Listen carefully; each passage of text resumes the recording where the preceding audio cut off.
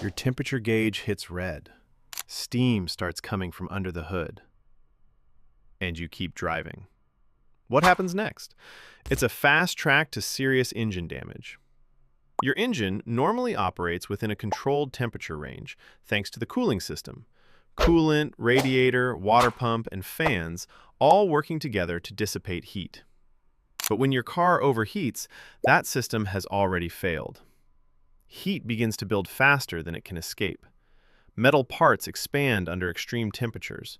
Pistons can swell inside cylinders, reducing clearance until they start scuffing or even seizing. And here's where it gets expensive.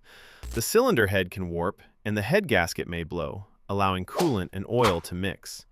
That's a nightmare scenario for any engine. You might notice white smoke, loss of power, or a sweet smell from leaking coolant.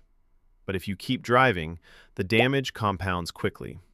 In extreme cases, the engine block itself can crack. At that point, repair costs often exceed the value of the car. The moment your car overheats, the smartest move is simple. Pull over, turn off the engine, and let it cool down. Continuing to drive an overheating car can cause warped components, blown head gaskets, or even total engine failure.